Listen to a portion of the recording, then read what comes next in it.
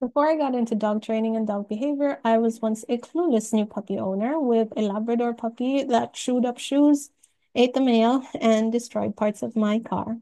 Kung ganyan din ang puppy mo, manood ka lang. In this video, I'll discuss how you can stop your puppy chewing things he shouldn't be chewing, and I'll share with you what your puppy can chew that is safe.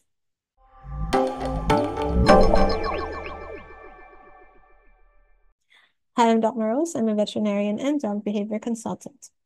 Speaking from personal experience and from having worked with hundreds of puppy owners, alam ko kung ganong nakakainis at masakit sa bulsa kapag ang puppy mo ay naninira ng mga gamit sa bahay gaya ng sapatos, mga kable, carpet, at sopa at kung ano-ano pa. Kung swerte ka, kailangan lang ilabas ng puppy mo kung ano man yung kinain niya. It just has to come out of one end or the other. Pero malala kung magkaroon ng emergency ang puppy mo. Pwede siyang ma-confine o mangailangan pa nga ng surgery. Pag-uusapan natin kung anong kailangan mong gawin para makaiwas sa ganyang sitwasyon. With my Labrador puppy Ollie, I first tried to stop him from chewing things by using a variety of deterrent sprays. Nang hindi naman gumana yan, I read some dog training books and I followed some very outdated dog training advice. Hindi ako proud na aminin to, pero ginamitan ko siya ng palo kasi yun ang nabasa ko na dapat gawin. And I also read that I should grab and shake him by the scruff whenever I caught him chewing on stuff. Also, not proud of that one. But even so, nothing seemed to work, and my puppy was still being a pain in the butt. Kahit 6 months old pa lang si Ollie, sa totoo lang, malaki na siya at malakas na rin. Eh ako, sa laki ko na 5 feet, my feeble attempts to discipline him mostly just looked like play to him and were never taken seriously. Minsan sa sobrang asar, mapapalo ko din siya ng medyo malakas at mapapaiyak. Pero guilty naman ako pagkatapos, and I felt like such a bad puppy parent. After he recovered from the shock of me punishing him, soon after he'd go right back to being his naughty self anyway. Swerte ko na lang walang naging lasting negative effect yung pagpalo ko sa kanya, which I would learn later was something that could have happened. I decided to do some more serious research into dog training and dog behavior, and it really changed everything for me.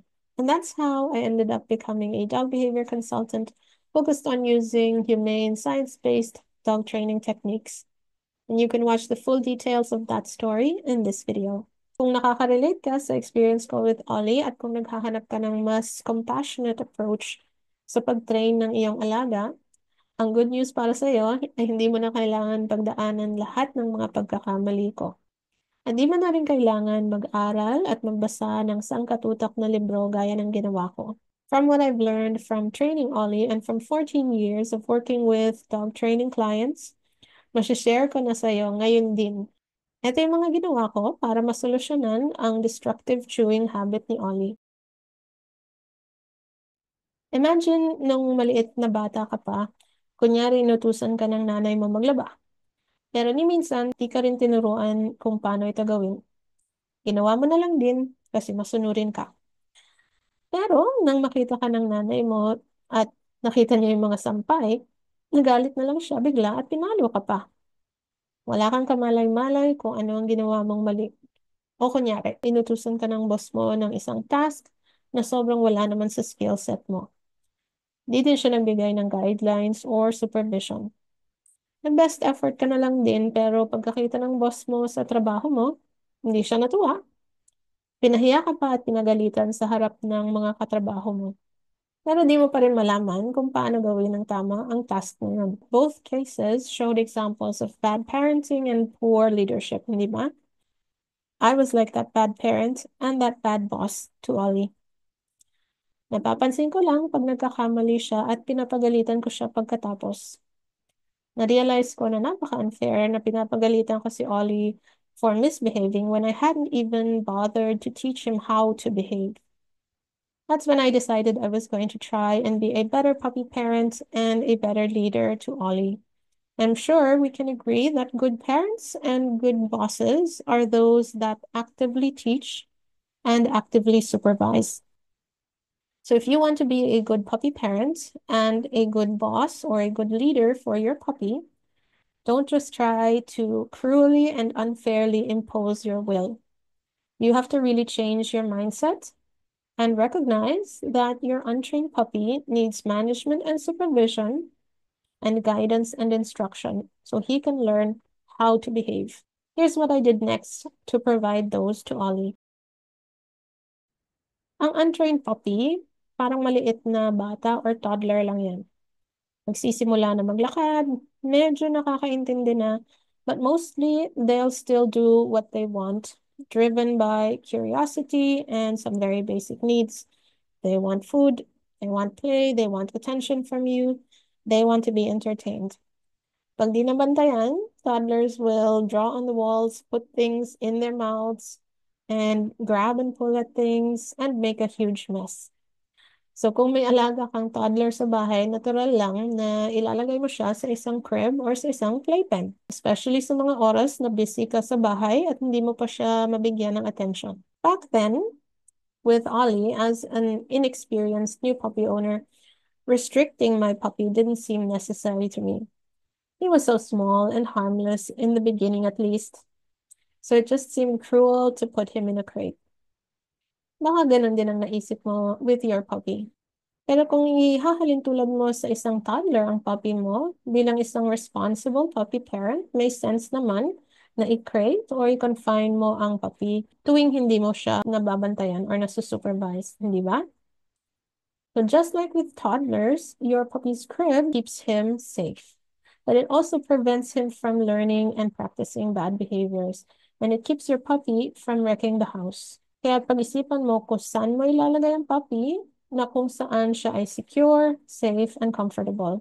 And I will talk about confinement options and how to get your puppy used to being confined in a different video. Let's go back to the toddler analogy. Sabihin natin na nadiskubre mo ang alaga mong toddler na nagdodrawing sa mga pader gamit ang isang permanent marker. Maaaring magagalit ka, pero di mo naman siguro pagsasabihan ng bata na wag, bawal mag-drawing, period. As a good and responsible parent, I'm sure you would regularly guide your toddler to draw on a sheet of paper or on a drawing board because you understand this kind of activity is natural and it is an enriching activity for the child at kailangan ma-express niya ang creativity niya. It's basically the same for a chewing puppy. Chewing is a very natural and very enriching activity for puppies. It provides both mental and physical stimulation. Kaya di mo naman pwede pagsabihan lang ang puppy mo na bawal magngat-ngat, period. You have to guide the puppy to what he can chew. And you make sure that the appropriate chew object is enticing enough at dapat yun lang ang only option for chewing para di na siya magkamali at makasira pa ng ibang bagay. But how can you ensure that chewing on the appropriate chew items will develop into a good habit in the puppy para di na talaga siya magngat-ngat ng gamit sa bahay? With our toddler, over time, magde-develop na yan ng language skills. At mas madali na siya pagsabihan kung ano ang tama at mali. Ang puppy naman, di magde-develop ng language skills kagaya ng bata at wala din siya masyadong concept ng tama o mali. Pero pwede pa rin nila matutunan kung ano ang dapat o hindi dapat gawin. For puppies, they learn that behaviors that get them all the good things they like, they need, and that they want, those are behaviors that are worth repeating. So kung bigyan mo ang puppy ng chew toy na sobrang nakakaengganyo, ngat-ngatin, dahil masarap siya, type ng puppy ang texture, and maybe you've stuffed it with some awesome treats, natural talagang hahanap-hanapin ng puppy at gugustuhin niya na ulit-ulitin ang pagngangat-ngat sa chew toy na iyon.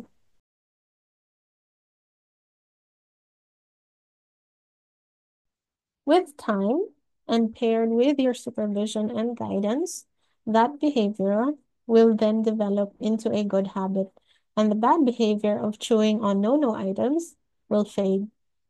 That need to chew usually decreases with age. So you mostly just have to supervise and guide the puppy's chewing habits throughout the first months to the first year, maybe up to the second year of his life, especially if during that time you also engage your puppy in other enriching activities. But even as an adult, chewing on appropriate items should still be encouraged for enrichment purposes and for dental health. Using these steps and with time, I was able to manage and guide Ollie's chewing habits. Kasi hindi na ako nag-aalala na nangangat-ngatin niya ang kotse o nakakainin pa niya ang aming mga tsinelas sa sapatos at iba pang gamit sa bahay. My personal favorites are Kong toys. These are very durable, hard rubber chew toys that come in different shapes and different sizes. The way I prepare these is by stuffing them with my dog's kibble or dog food pellets na pinalambot ko sa tubig. Then once the kibble has softened, ipapasok mo lang sa loob ng Kong tapos pwede mo na siya i-freeze. And pagdating ng mealtime, ibibigay ko na siya sa aso. You could also freeze the whole stuffed Kong in a block of ice for extra fun and enriching chewing. Plus, there are tons of other Kong stuffing recipes that you can find on the internet. And I link some of my favorites down in the description. Another chew item that I like to give are dehydrated tendon or dehydrated cow ears or pig ears. But these are probably better for older puppies and adult dogs. Tsaka kung bibili ka ng ganito, make sure you get them from a source that doesn't use chemicals to preserve them.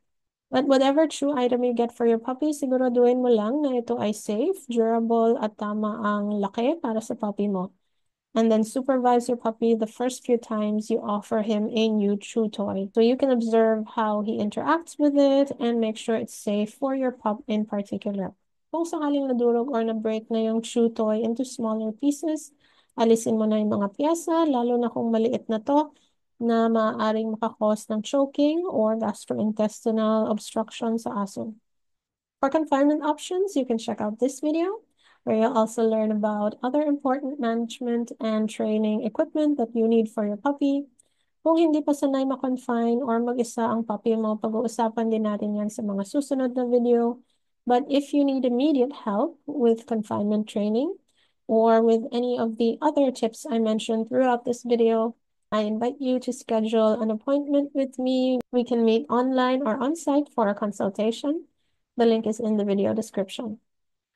So I hope that was informative and helpful. Thanks for watching. I'll see you next time. Bye.